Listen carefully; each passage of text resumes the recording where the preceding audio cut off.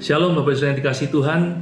Kalau kita membaca dalam Matius pasal 25 ayat 1 sampai dengan 13, nanti kita akan mendapati kisah tentang 5 gadis yang bijaksana dan 5 gadis yang bodoh. Kita tahu bahwa ke-10 gadis ini bersama-sama sedang menantikan kedatangan mempelai pria untuk mereka bisa masuk ke dalam ruang perjamuan kawin bersama dengan mempelai pria. Tetapi kita juga tahu akhir kisahnya, saudara, bahwa kelima gadis yang bodoh ini mereka tidak bisa masuk ke dalam ruang perjamuan kawin tersebut. Mengapa, saudara? Karena pada waktu mempelai pria datang, pelita mereka hampir padam. Dan 5 gadis yang bodoh ini tidak membawa minyak cadangan, saudara. Sehingga mereka harus cari membeli minyak terlebih dahulu. Sedangkan 5 gadis yang bijaksana, pada waktu mereka mau menyambut kedatangan mempelai pria, mereka menyiapkan minyak dalam buli-buli, sehingga pelita mereka tetap menyala. Dan akhirnya mereka lah yang masuk ke dalam ruang perjamuan kawin bersama dengan mempelai pria. Waktu kelima gadis yang bodoh ini sampai ke ruang perjamuan kawin setelah mereka membeli minyak, saudara, ternyata pintu sudah ditutup dan mereka tidak bisa masuk ke dalamnya. Nah, saudara, ke-10 gadis tersebut melambangkan kita semua, orang percaya, anak-anak Tuhan, yang kita semua saat ini bersama-sama sedang menantikan kedatangan Tuhan Yesus kembali mengangkat gerejanya. Amin, saudara. Dan supaya pada waktu Tuhan datang nanti, kita bisa menyambut kedatangan Tuhan dan bersama-sama dengan Tuhan masuk dalam perjamuan kawin anak domba, maka pelita kita juga harus tetap menyala. Apa artinya pelita tetap menyala, saudara? Dalam Mazmur pasal 119 ayat 105, saudara, firman Tuhan berkata, "Firman-Mu itu pelita bagi kakiku dan terang bagi jalanku." Dari ayat tersebut kita tahu bahwa firman Tuhan itu pelita buat kaki kita, pelita buat langkah hidup kita. Artinya apa, saudara? Artinya langkah hidup kita harus selalu dituntun oleh kebenaran firman Tuhan. Dan ini artinya kita harus jadi pelaku firman, bukannya sekedar menjadi pendengar firman Tuhan. Dalam keadaan apapun yang kita alami, mengalami kemajuan, mengalami kelimpahan, atau kita sedang mengalami pergumulan, mengalami proses, kita harus tetap menjadi pelaku firman. Hidup kita harus tetap dituntun oleh firman Tuhan. Amin, saudara. Dan karena itu, supaya pelita kita tetap menyala, maka kita pun harus selalu menyiapkan minyak dalam buli-buli, saudara.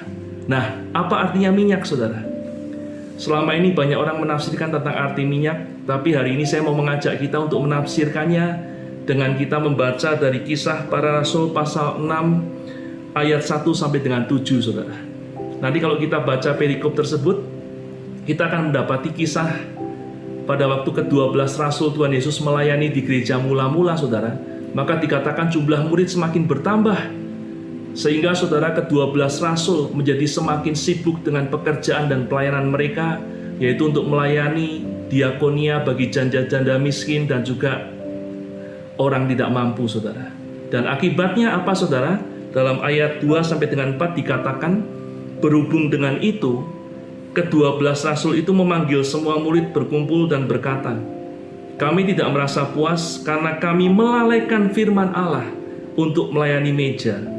Karena itu, saudara-saudara, pilihlah 7 orang dari antaramu yang terkenal baik dan yang penuh roh dan hikmat, supaya kami mengangkat mereka untuk tugas itu. Dan supaya kami sendiri," perhatikan, saudara, "dapat memusatkan pikiran dalam doa dan pelayanan firman." Saudara, rasul-rasul harusnya saat itu sangat berbahagia. Kenapa, saudara?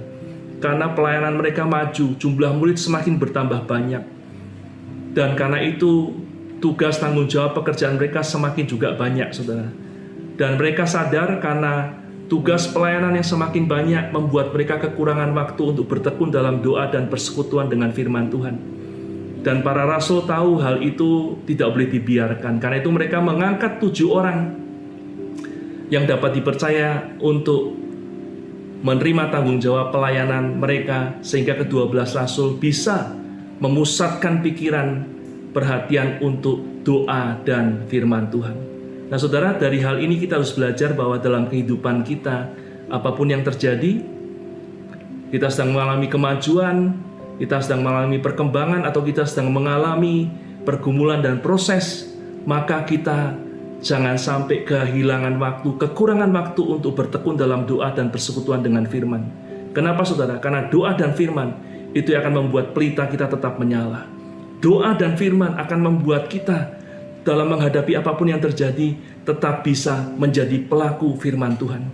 Sehingga pada waktu Tuhan Yesus datang kembali mengangkat gerejanya, kita siap untuk menyambut kedatangan Tuhan.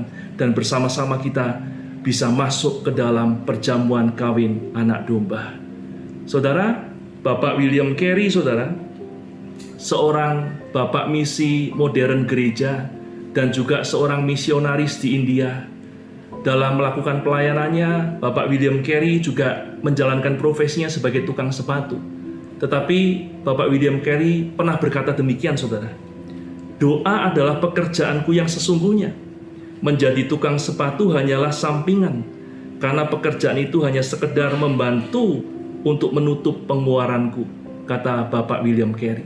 Dari apa yang dikatakan tersebut, saudara, kita harus mengambil pelajaran bahwa memang kita harus berhasil dalam profesi kita. Tetapi ingat, saudara, jangan sampai profesi kita menjadikan kita kekurangan waktu untuk bertekun dalam doa dan persekutuan dengan firman Tuhan. Karena ingat, persekutuan dengan doa, dalam doa dan dengan firman Tuhan, itu adalah kekuatan kita yang membuat pelita kita tetap menyala, sehingga hidup kita tetap jadi pelaku firman Tuhan. Karena itu mari saudara, satukan hati supaya kita berdoa bersama-sama minta kekuatan dari Tuhan. Haleluya. Bapa di surga, kami datang kepadamu dan kami minta anugerah-Mu Tuhan Yesus. Kami minta pertolongan-Mu Roh Kudus, supaya dalam keadaan apapun kami tidak kekurangan waktu untuk bertekun dalam doa dan bersekutu dengan firman. Karena kami tahu itu kekuatan kami untuk menjalani kehidupan kami, sekaligus itu yang akan memampukan kami supaya kami tetap jadi pelaku firman dalam keadaan apapun. Sehingga pada waktu Engkau datang, kami siap menyambut kedatangan-Mu dan kami boleh masuk dalam perjamuan kawin anak domba bersama dengan Engkau Tuhan. Terima kasih, ini doa kami dan kami naikkan hanya di dalam nama Tuhan Yesus Kristus. Haleluya. Amin. Nah, demikian saudara perenungan firman Tuhan kita kali ini. Biar jadi berkat buat kita semua. Sampai jumpa dalam kesempatan berikutnya. Tuhan memberkati dan shalom.